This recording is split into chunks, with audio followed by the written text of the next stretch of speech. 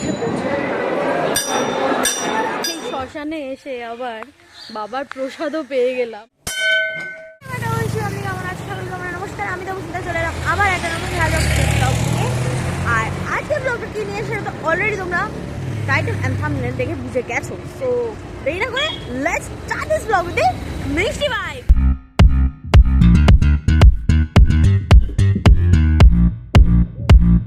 চৈত্র মাসের শুরুর দিকেই ঠিক সকাল 9:15 নাগাদ NH-19 ক্রস করে এই সুন্দর সবুজে ভরা রাস্তা দেখতে দেখতেই তিনজনে মিলে হর হর মহাদেব বলে ফাস্টিং রেখে বেরিয়ে পড়লাম একদম ঠিক ধরেছ তারকেশ্বরের মন্দিরের উদ্দেশ্যে, যেখানে অলরেডি পৌঁছে গেছি 11:30 নাগাদ। গাড়িটাকে পার্কিং করেই ঢুকে পড়লাম মন্দির প্রাঙ্গণে। সেখানে একটি দোকানে ঢুকেই একটা নিয়ম শুনে হকচকিয়ে গেছি বটে, তোমাদের সাথে সেটাই শেয়ার করে নিচ্ছি। চলো।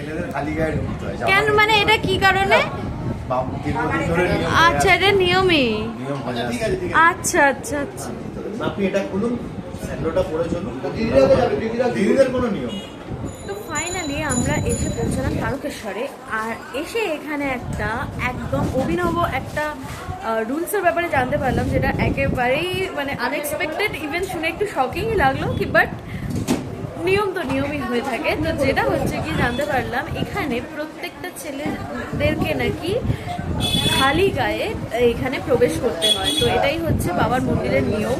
তো সেই নিয়মটা আমরা এনাদের থেকে শুনতে পেলাম। তো আমার বাবাকে রিকোয়েস্ট করা হলো যাতে পাঞ্জাবিটা ওপেন করে নেওয়া হয়। তো সেটাই এখন প্রক্রিয়া চলছে। যাই হোক, এই আমাদের এখন আপডেট। তো আর কি কি নতুন নতুন কি জানতে পারছি এইখানে বিষয়, অবশ্যই সেটা তোমাদের সাথে শেয়ার করছি। চলো। আপনি করবেন ষোড়শোপচার হয়, দশোপচার হয়, পঞ্চপ্রচারে 551 হয়, দশোপচারে 351 হয়, আর পঞ্চপ্রচারে 251 হয়। এবার আপনি যেটা বলবেন, এতে বাতাসা, নকুলদানা, প্যারা, ডোর, ধাগা সব কিছু দিয়ে মাটির হাঁড়িতে হয়। এবার নয় নিয়মের বাইরে আপনার 151 ডালও আছে, আপনি যেটা বলবেন আমি সেটা বলবেন। বোঝা গেল?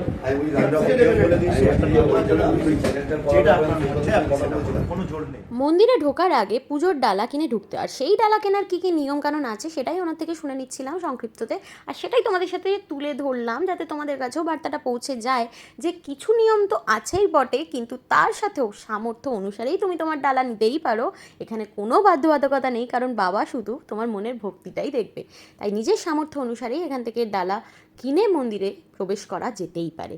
যাই হোক, এই যে মন্দিরে প্রবেশ করার যে প্রক্রিয়াটা আমাদের চলছে, যেখানে দেখতে পাচ্ছ আমার মা বাপি সামনে যাচ্ছে, সাথে উনিও যাচ্ছে, সেই পুরো একটা ভিডিও ক্লিপিংস এই ব্লগে তোমাদের সাথে আনকাট হিসাবে শেয়ার করছি, একটু ফাস্ট ফরওয়ার্ডিংয়ে, যাতে তোমরা বোর না হয়ে যাও। আর এখানে কি কি ঘটছে সবটাই যাতে তোমাদের সাথে তুলে ধরতে পারি। তো চলো, এসে গেছি দুধ পুকুরের সামনে, যেই পুকুরে স্নান করে কিন্তু ভক্তরা যায় বাবার মাথায় জল ঢালতে, বা মাথায় কিন্তু জল একটু হলেও ছিটিয়ে নিয়ে তবে মন্দিরে ঢোকার প্রথা বা ট্রেডিশন আছে। দেখতেই পাচ্ছ এখানে প্রচুর লোক স্নান করছে, আর যারা যারা করছে না তারা কিন্তু মাথায় জল ছিটিয়ে নিচ্ছে, যেরকম আমরাও করেছি। আশা করি তোমরা সকলেই জানো যে এই পুকুরের জল কখনোই শুকায় না। আর কথিত আছে এই পুকুরে স্নান করলে সকল রোগ ব্যাধি কিন্তু ভালো হয়ে যায়। আর যাদের মানসিক থাকে তারা কিন্তু এই পুকুরে স্নান করে দণ্ডি কেটে বাবার মাথায় জল ঢেলে তবে গিয়ে মানসিক পূরণ করে। হ্যাঁ, এখানে কিন্তু এই প্রথাগুলোই চলে। যাই হোক, এবার আমরা ওখান থেকে উঠে এসে এই সামনে মন্দিরের সামনে গঙ্গা জল বিক্রি হচ্ছে, সেখান থেকেই আমরা গঙ্গা জল কিনতে চলেছি। কীরকম কী এখানে দাম আছে সেটাই তোমাদের সাথে তুলে ধরতে চলেছি। তবে শুনলাম এখানে কিন্তু গঙ্গা জল তোমরা নিজেরাও চাইলে নিয়ে আসতে পারো, এখান থেকেই যে কিনতে হবে তার কোনো বাধ্যকতা নেই।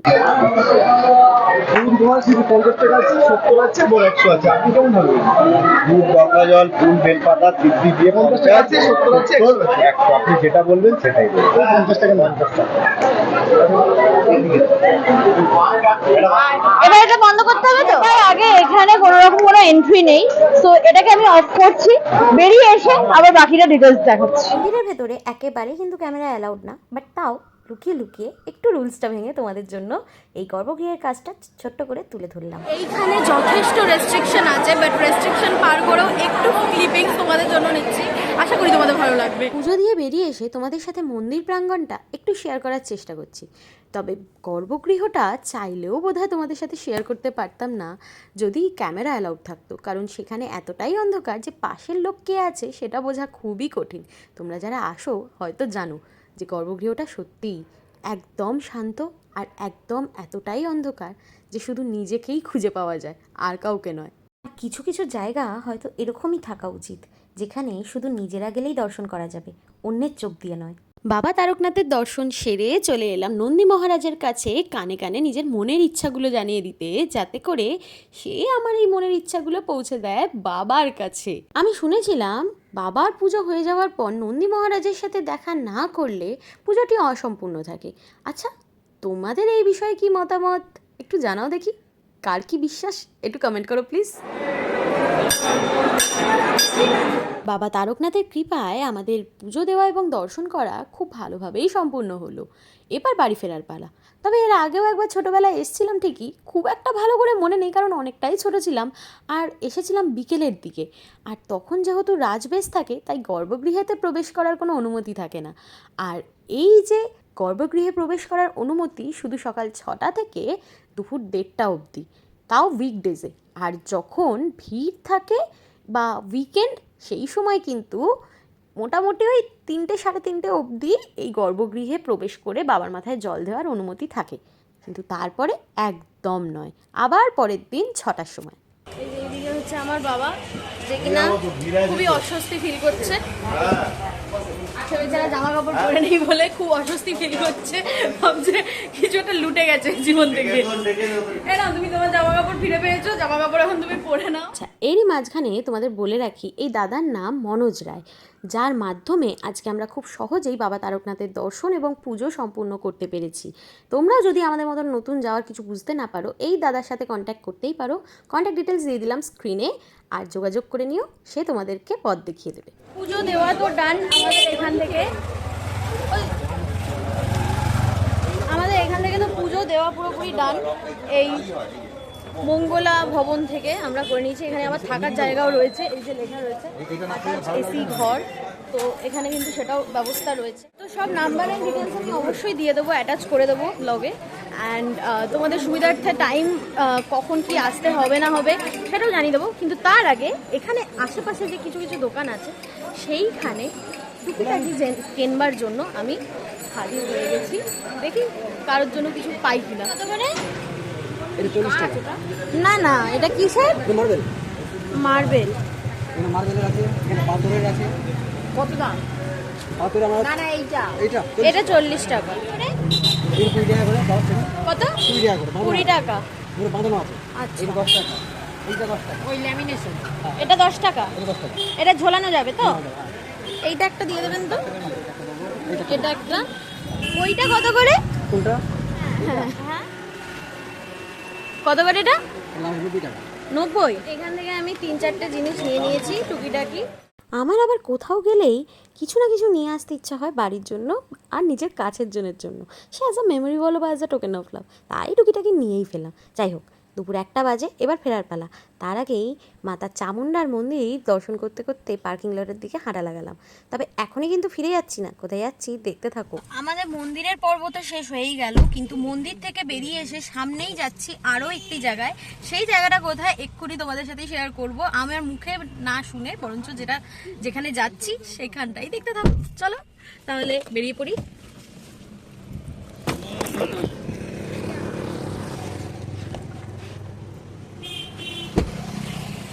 এই জায়গাটার ব্যাপারে আমরা অবশ্য জানতাম না। আমাদের ড্রাইভার আঙ্কেল বলল যে এখানে সামনে একটা মহাশ্মশান আছে, সেটা একবার ঘুরিয়ে দেখাবে, তাই চলে এলাম। আমরা এখন প্রবেশ করেছি এই বুড়িমা শ্মশান, তারকেশ্বরের ঠিক অপোজিটের রাস্তাতেই আমরা এসে গেছি।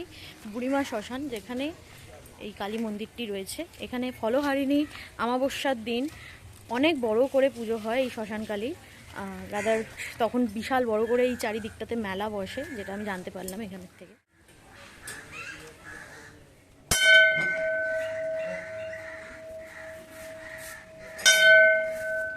এখানে পরিবেশটা কতটা শান্ত একবার তোমরা ফিল করতে পারছো কি? মানে একদম অন্যরকম। হ্যাঁ, শ্মশানে হয়তো এতটাই শান্ত হয় কারণ এই জায়গাটা এমনই হয় যেখানে এসে সবটাই শান্ত হয়ে যায়। যাই হোক, এইখানের এই শ্মশানের বিশেষত্ব আরও একটা, যেটা এখানে কিন্তু এখনও ইলেকট্রিক চুল্লির কোনো প্রবেশ হয়নি। এখানটা কিন্তু এখনও অবধি কাঠেই দাহ করা হয়। এখন দুপুরবেলা, তাই এখানেও কিন্তু ভোগ নিবেদন করা হয়েছে বাবা ভোলানাথের কাছে। এই মহাশ্মশানে এসে এইভাবে জঙ্গলের মাঝখানে শিবলিঙ্গটা দেখে গুগল বাবা থেকে জানতে পারা তারকেশ্বরের মন্দিরের হিস্ট্রিটা মনে পড়ে গেল। আচ্ছা, তোমরা কি জানো এই তারকেশ্বরের মন্দিরের ইতিহাসটা আসলে কি? জানলে একটুখানি আমাকে কমেন্ট করে জানিও, তাহলে আমারও জানা হয়ে যায়। তবে আমি যতদূর গুগল বাবার থেকে জানতে পেরেছি, লোকে বিশ্বাস করে এখানে রাজা বড়মাল্য রাও জঙ্গলে তারকেশ্বরের মন্দিরের শিবলিঙ্গটা দেখতে পেয়েছিল, আর তারপরেই সেটিকে 1729 সালে এই মন্দিরে 8 চালা রূপে মন্দিরটি তৈরি করে। জানি না কতটা ঠিক কতটা ভুল, তবে গুগল বাবা কি ভুল হবে? তোমরা কি বলো? আমাকে একটু ঝটপট করে কমেন্ট করে জানাও তো দেখি। শ্মশানে এসে আবার বাবার প্রসাদও পেয়ে গেলাম, বাবার ভোগ অরিজিনাল, যেই ভোগটা তোমরা একটু আগে দেখলে রাখা ছিল, সেটাই ঠাকুরমশাই নিজে হাতে মেখে দিলেন। জয় বাবা মহেশ্বর। এই শ্মশানের মধ্যে দাঁড়িয়ে স্বয়ং মহাদেবের ভোগ পাওয়া, এটা এরকম ইটারনাল একটা ফিলিং আসছে।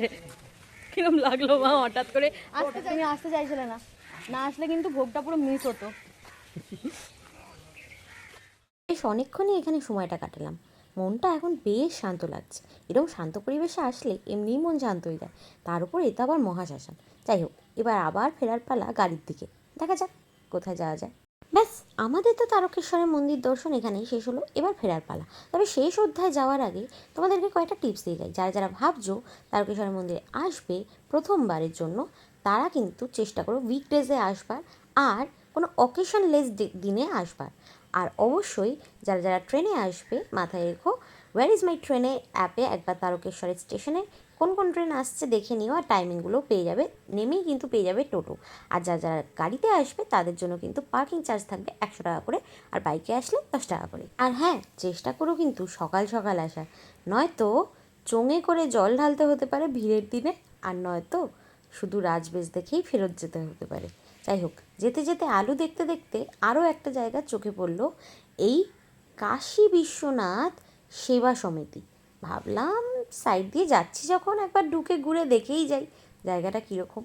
এই কাশী বিশ্বনাথ সেবা সমিতিতে ঢুকেই প্রথমেই যেটা চোখে পড়লো, একটা ঢালাও বড় জায়গা নাথ মন্দিরের মতন, যেখানে সকল ভক্তগণেরা তারকেশ্বরে যাওয়ার আগে হোক বা পরে বিশ্রাম নিচ্ছে, কারণ সেটা বিশ্রাম কেন্দ্র হিসাবে রাখা। আর তারপরে যেটা চোখে পড়লো, খুব সুন্দর করে তৈরি করা তিনটে মন্দির, একটি হনুমানজির, একটি মা কালীর, একটি মহাদেবের। জায়গাটাতে ঢোকার পরেই দেখতে পেলাম অনেক লোক আছে, কিন্তু তারপরেও জায়গাটা এতটাই শান্ত আর এতটাই পিন ড্রপ সাইলেন্ট যে একটা অদ্ভুত পরিবেশ মনে হচ্ছে। তবে জানতে পারলাম এর সাথে লাগোয়া রয়েছে মালিয়া পার্ক বলে একটি পার্ক, সেদিকটা আজকে আর গেলাম না, অন্য কোনো কালে আসলে আবার যাবো না হয়। এই ছিল আজকের টোটাল ব্লগ। যদিও আজকের এই তারকেশ্বর ব্লগ এখানেই শেষ হচ্ছে, কিন্তু এখন আমাদের ট্রিপ কিন্তু শেষ হচ্ছে না। সেটা দেখার জন্য কিন্তু অবভিয়াসলি লিঙ্কটাকে আমি শেয়ার করে দিচ্ছি। কোথায়?